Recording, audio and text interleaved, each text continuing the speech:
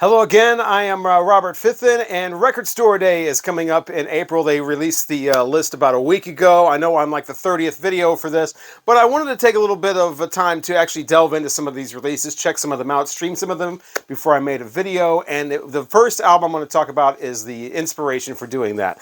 I heard that a member of the Wrecking Crew, the great 60s studio group that played on hundreds of huge hits in the 60s, early 70s, Hal Blaine, the drummer, top-notch studio musician, obviously, had a psychedelic album out in 1967 called Psychedelic Percussion. And when I heard about this, I was like, man, that's going to be number one on my list. I don't usually do Record Store Day. It's kind of hit or miss for me. I either go all out, stand in line, get my list, or I just pass on the whole thing altogether. But when I heard about the Hal Blaine thing, I thought, man, that sounds absolutely mind-blowing. So then I streamed a lot of it, and it's not mind-blowing. So it was one of those type of things where a little bit of a cautionary thing. You want to stream some stuff if you can before you go running out, standing in line in the rain or whatever, and get the album.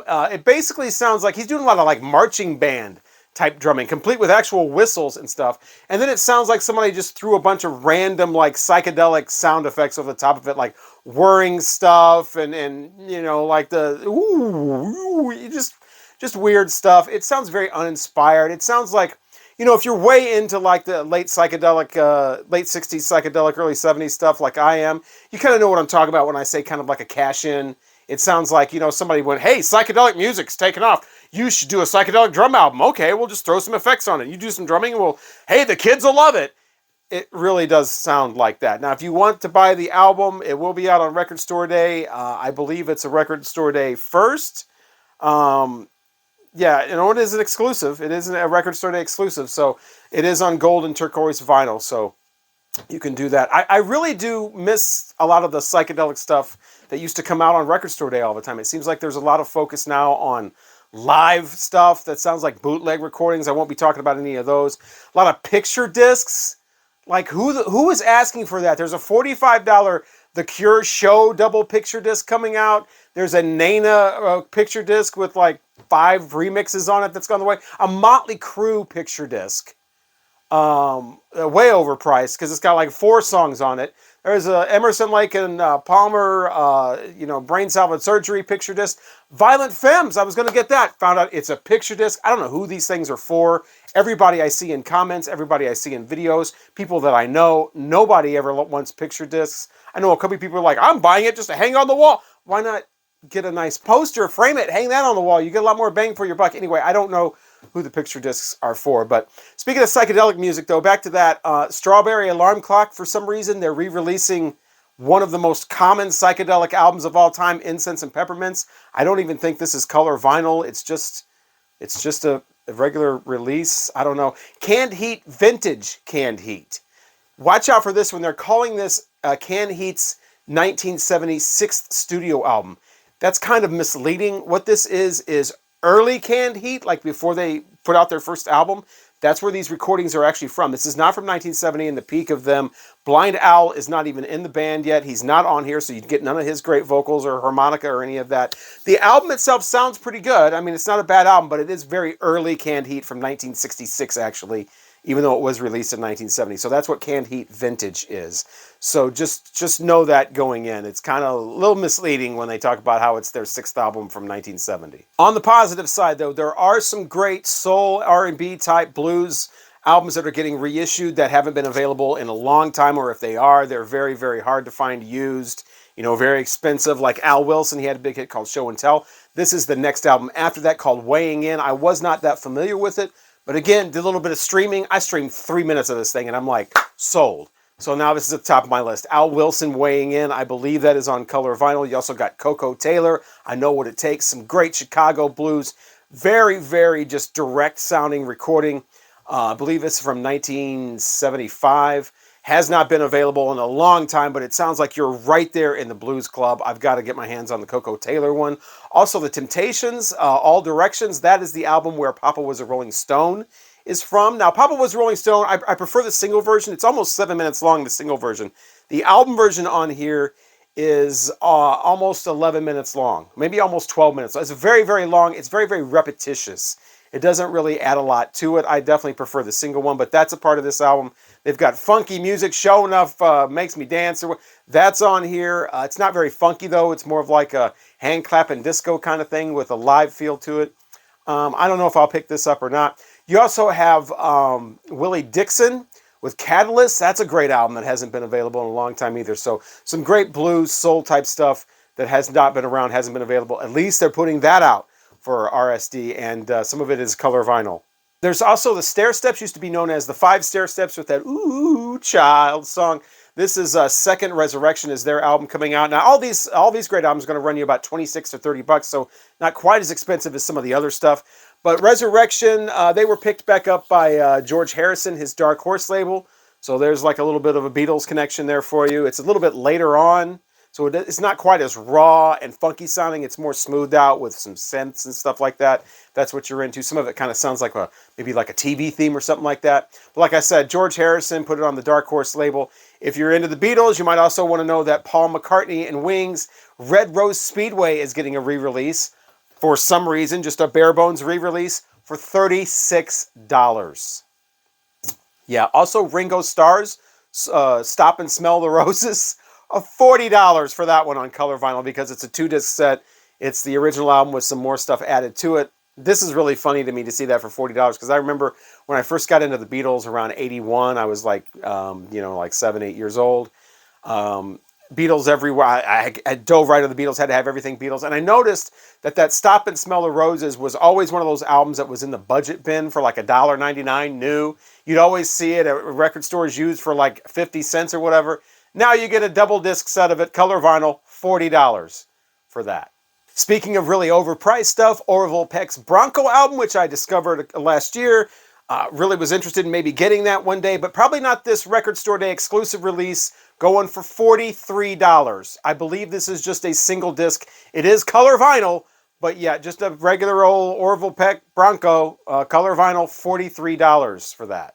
The band Sparks has got a few releases that are coming out, 37 bucks a piece. These are RSD firsts, I believe, which means that you can get them later on as well. You've got their self-titled album Sparks. You've also got an album called A Woofer in Tweeter's Clothing from Sparks. So a couple albums from these guys coming out. Back to the funky stuff though. Muddy Waters and the Woodstock album. That'll run you 30 bucks. That is a RSD first. This album originally came out in 1978. It's been impossible to find great blues from Muddy Waters. He's one of my favorite of the blues legends. This album though is pretty good. I wish they would have not used so much of the slapback echo on his voice. It doesn't sound exactly raw or whatever. A little bit of studio chatter in there makes things fun. Muddy Waters and the Woodstock album. Also, you got the Funky Chicken from Willie Henderson and the Soul Explosions. It's another RSD first, which means you could probably get it later, but that sounds like some funky stuff too. I didn't have time to check that out, but it is called Funky Chicken. One thing I was kind of interested in, the Rolling Stones got Beggar's Banquet being re-released again. They just did that 50th anniversary, but that was a big box set with a bunch of demos and stuff like that. I'm not so much into the demo stuff, so I didn't get that, but I noticed that the remastering on that sounded really, really good. So maybe I will pick up this one. This new Beggar's Banquet coming out for Record Store Day is 33 bucks, and it does have the like the cover that they wanted to use with the bathroom wall on it and everything, instead of that white kind of generic, invitation looking one. That's the one I currently have. I have like a third pressing of that from like the early 70s. It's not in the greatest condition, so I'm kind of maybe considering getting this Rolling Stones Beggar's Banquet, but I can see why most people would be like, yeah, I don't need that. That's coming out again, but then again, I'm a Rolling Stones nut. This is on like swirled gray vinyl because of the line in Salt of the Earth about the swirling mass of grays and that whole thing. Yeah, Beggar's Banquet from the Rolling Stones. Another just straightforward re-release is Generation X's debut, featuring, of course, Billy Idol, and that's going to be the original UK track listing. So, I mean, I already have the US one, which is fine with me, but if you want the UK track listing, which is a little bit different, and you don't want to pay for shipping for something all the way from England, you might want to consider getting this RSD exclusive of that. Also, Joan Jett's Up Your Alley coming out on color vinyl as well. I believe that one's only $27. That's not a bad album from the 80s. Doesn't have a lot of 80s sheen in it. Doesn't have like big synths or anything like that. Does kind of have the big drum sound though. It's the one with I Hate Myself for Loving You on there. Yeah, 80s Joan Jett. She basically sounds like she's just rocking out in a bar or something like that, so not a bad album from her. And also Mr. Big's self-titled album is getting a Record Store Day re-release as well. Eric Carr from Kiss. Eric Carr's Rockology, a double album getting re-released. This hasn't been available in quite a long time. Kiss fans take note. They have changed the cover art, though. So it's a little bit different. They've made it look like the Kiss solo albums from the 70s, like he was the fifth member or something. He's the Fox, of course, so he's on there now, and it has the Rockology over here where Kiss would normally be, and then Eric Carr, $40 that will run you. Now, these are all re-releases of things that have been way out of print or kind of hard to find. Of course, up your alley from Joan Jett and the Blackhearts and Mr. Big weren't really that hard to find. But here are some Record Store Day releases that are being released on vinyl for the very first time. You got the band Kitty. Until the End is the name of this album from these hard rockin' Canadian ladies, and it'll be about 33 bucks. First time on vinyl for that one, as well as the Cranberries. Wake Up, Smell the Coffee. That has not been released on vinyl before, so that'll be out as well. As 12 Bar Blues from Scott Weiland. He had a solo album came out when he was still with the Stone Temple Pilots. I remember this coming out. Didn't really do anything as far as being all over the radio or anything, but that is being re-released. And this one, not only first time on vinyl, I believe, but it's the first time with all these bonus tracks on it as well. All of these are RSD firsts, which means you can probably get them later again if you miss them on Record Store Day. Along with Kitty, the Cranberries, and Scott Weiland, it's the first time that Poe and her album Hello is going to be released on vinyl. Record Store Day first there as well. And she's the one that out in the 90s had a song called Angry Johnny. A couple of others on there that were all over alternative radio for a minute. Came out with another album, didn't do too much. But there was a song on that second one that was featured on the Blair Witch Project Part 2. So there's that. But maybe you're a fan of really shitty 90s music. I like my 90s music nice and shitty.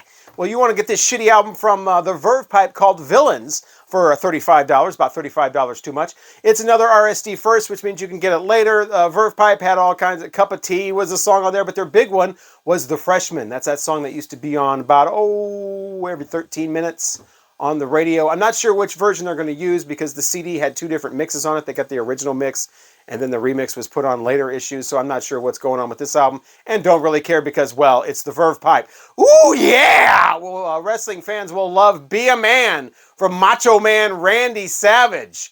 This is getting a release for the first time on vinyl, I believe, because there's already been a vinyl release, but I'm thinking that one was probably a bootleg. That's the general consensus on Discogs anyway. But Be a Man from Macho Man Randy Savage will make you want to snap into a Slim Jim. That's that guy, right? Yeah, that's getting a vinyl release. I said I wasn't going to talk too much about live albums at all, but this is an actual live album that was released before. It's Van Halen Right Here, Right Now, when Sammy Hagar was with the band. This is originally from 1993.